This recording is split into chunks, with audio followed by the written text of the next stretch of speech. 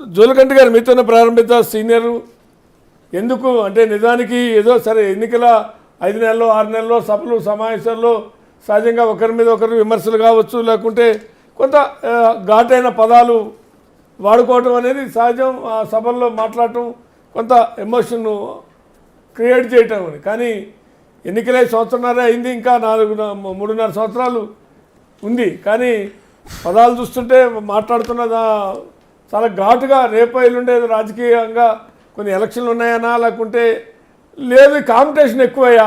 ఎందుకంటే త్రిముఖంగా, ఎందుకంటే బీజేపీ కూడా తెలంగాణలో పాగాయగలుగుతాం వేస్తాము అని ఏదైతే పార్లమెంట్లో కొంత ఆశాజనకం, అసెంబ్లీలో కూడా 7 సీట్లు రావడంతో కొంత ఎవరికి వాళ్ళు ఆ పోటీ తత్వం వల్ల ఈ పరిణామాలా, లేక జనరల్గా ఏంటి ఈ పరిణామాలు ఎట్లా చూడాలంటే ఒక సీనియర్ శాసనసభ్యులుగా మీ అబ్జర్వేషన్ ఏంటి?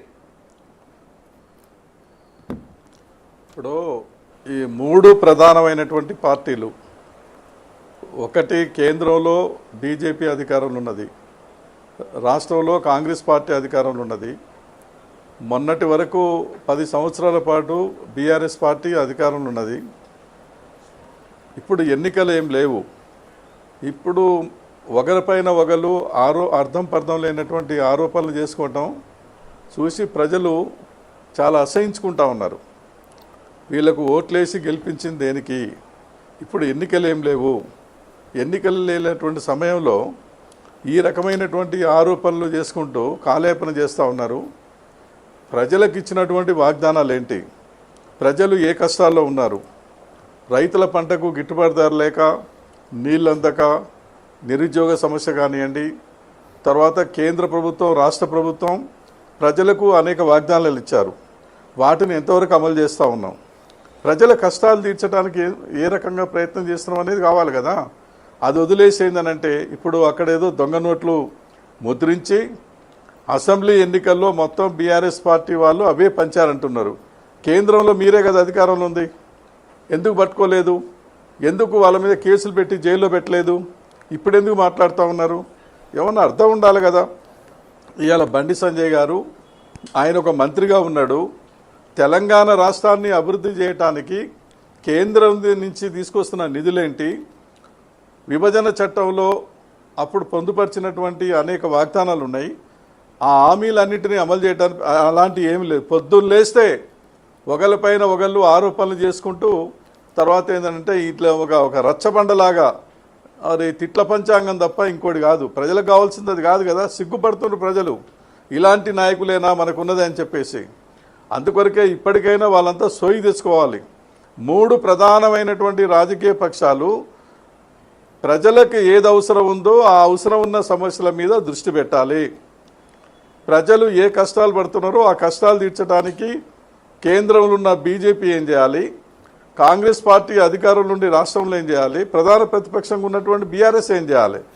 ఈ అసలు ప్రజల యొక్క సమస్యల మీద మాట్లాడకుండా బూతులు తెట్టుకొని ఒకరిపైన వాళ్ళు కేసులు పెట్టుకొని యూట్యూబ్ ఛానల్ అన్నీ ఇవన్నీ ఏం పనిలేదా? ఇక ప్రజలు ఏమడుగుతున్నారు, మీరు ఏం మాట్లాడుతూ ఉన్నారు? కాబట్టి ఏంటంటే బాధ్యతారహితంగా ఇవాళ సమస్యల్ని డైవర్ట్ చేసే పద్ధతిలో ప్రజలకు ఇచ్చినటువంటి వాగ్దానాలు అమలు చేయటం చేతగాక వాళ్ళు ఒక డైవర్ట్ చేయటం కొరకే ఇటువంటివన్నీ కూడా ఒకరిపైన ఒకళ్ళు ఆరోపణలు చేసుకుంటా ఉన్నారు. బీజేపీ కాంగ్రెస్ పార్టీ ఒకటే అని బీఆర్ఎస్ అంటది, బీఆర్ఎస్ పార్టీ బీజేపీ ఒకటే అని కాంగ్రెస్ పార్టీ అంటది. తర్వాత ఏంటంటే మీరు ఆ తప్పుడు పనులు చేశారు, తర్వాత మీ మీద కేసులు పెడతామని చెప్పి వీళ్ళు అంటారు. మేము అధికారంలోకి వచ్చిన తర్వాత మీ పేర్లు రాసుకొని మీ సంగతి తెలుస్తామని బీఆర్ఎస్ అంటది. అంటే నువ్వు దొంగ అంటే నువ్వు దొంగ. దీని కొరకేనా ప్రజలు వీళ్ళని ఎన్నుకున్నది? కాబట్టి ఏంటంటే వాస్తవంగా తప్పులు ఎవరు చేసినా కూడా వాళ్ళ మీద చర్యలు తీసుకోవడానికి అధికారం ఉన్నది.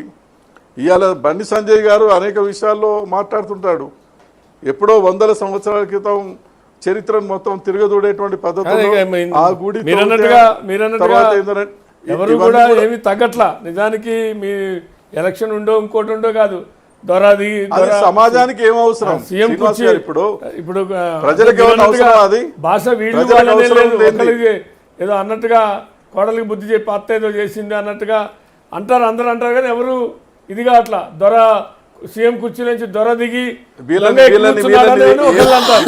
వీళ్ళు మాట్లాడుకునే దాన్ని బట్టి శ్రీనివాస్ గారు ఇప్పుడు వీళ్ళని ఏ రకంగా ఆదర్శంగా తీసుకోవాలి, వాళ్ళు మాట్లాడుకునే భాష ఏంది, వాళ్ళు చేసే తప్పుడు పనులు ఏంది, ఆ కేసులు ఏంది, వాళ్ళ అధికారంలో ఉన్నప్పుడు వీళ్ళ మీద, వీళ్ళ అధికారంలో ఉన్నప్పుడు వాళ్ళ మీద, ఇవన్నీ తప్పులు చేస్తే వాళ్ళ మీద చర్యలు తీసుకోవాలి. కానీ ఏం భాష అది? కాబట్టి ఏంటంటే వాళ్ళ స్థాయికి దిగజారేటువంటి పద్ధతుల్లో వాళ్ళ స్థాయిని మర్చిపోయి ప్రధానమైనటువంటి పార్టీలో ఉన్నటువంటి నాయకులు ప్రజల సమస్యలు పరిష్కారం చేయక డైవర్ట్ చేయడం కూడా చేస్తున్నారు. అంటే కాంపిటీషన్ ఇప్పుడు ఒక పక్కన కాంపిటీషన్ కూడా ఒకటి అనుకోవచ్చు కదా, ఇప్పుడు ఎలక్షన్ లేవు మీరు అన్నట్టు కాదు, కానీ అధికార పార్టీని ఎవరు గట్టిగా ఢీకొంటారు అనే దానికి బహుశా ఆ కాంపిటీషన్ కూడా బీజేపీ బీఆర్ఎస్ అధికార పార్టీని టార్గెట్ గట్టిగా ఢీకోవడం అంటే గట్టిగా బూతులు తిట్టుకోవటమా? అంటే మీడియాలో ఢీకొనటం అంటే గట్టిగా బూతులు తిట్టుకోవటమా? రైట్. గట్టిగా ఢీకొనటం అంటే ప్రభుత్వం యొక్క వైఫల్యాలు ఏంది, ప్రజల యొక్క అవసరాలు ఏంది, ప్రభుత్వం ఏం హామీ ఇచ్చింది, ఏమి చేయలేకపోతుండ్రు అనేది వాటిని మాట్లాడవలసిన భాషలో మాట్లాడవచ్చు కదా. ఢీ కొట్టడం అంటే బూతులు తిట్టుకోవటమా? రైట్. ఒక్క నిమిషం ఎటుపోతుంది? మన దుర్మెట్ల బాలరాజు గారు అంటే